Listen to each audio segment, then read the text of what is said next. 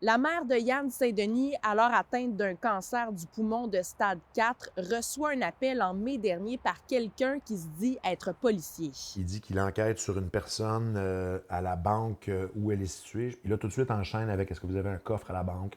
Oui. Il faudrait aller à la banque immédiatement, enlever ça. Et là, ma mère embarque. La femme de 86 ans revient à son domicile à Longueuil et met le contenu du coffre, sa carte de débit, de crédit et ses codes bancaires dans une enveloppe à la demande des fraudeurs qui sont ensuite venus ramasser l'enveloppe en personne. Les 5 jours suivants, ça a été une catastrophe, inutile de le dire. En ayant donné ces NIP, c'est sûr qu'il y a eu des transactions illégales qui se sont passées. On est à 15 000, 20 000 par jour.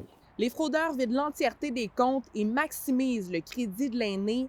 85 000 soit l'entièreté de sa retraite, se sont évaporés. La mère et son fils entament ensuite des démarches auprès de la banque pour récupérer l'argent volé.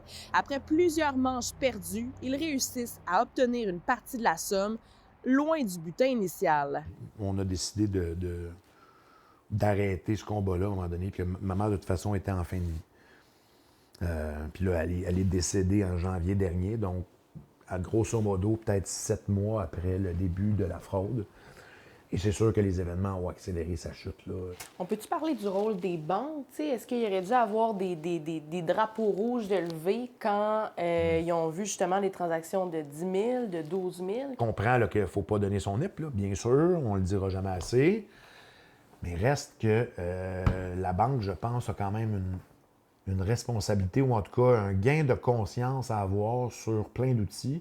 Avec 15 000 déjà, 20 000 par jour, là, pour quelqu'un qui n'a jamais fait de transaction de plus de 2 000 à 3 000 par mois, ça devrait lever un flag. C'est que c'est très facile pour les institutions financières de se déresponsabiliser lorsque survient une fraude. Souvent, les contrats bancaires là, qui fixent les règles applicables avec ma banque contiennent toutes sortes de clauses qui imposent des responsabilités importantes aux consommateurs, que ce soit des obligations de sécurité, donc protéger mon NIP, protéger ma carte. Et nous, ce qu'on constate, c'est que la loi, elle est vraiment insuffisante pour protéger adéquatement les consommateurs. Parce que tout le monde peut se faire attraper, là. Tout le monde peut se faire attraper.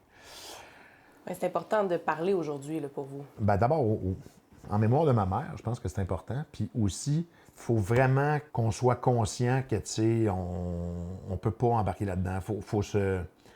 Faut parler avec un proche. Les policiers ont finalement arrêté les 2 individus qui exécutaient la fraude du faux représentant. À Montréal, Élie Mercure, pour Nouveau Info.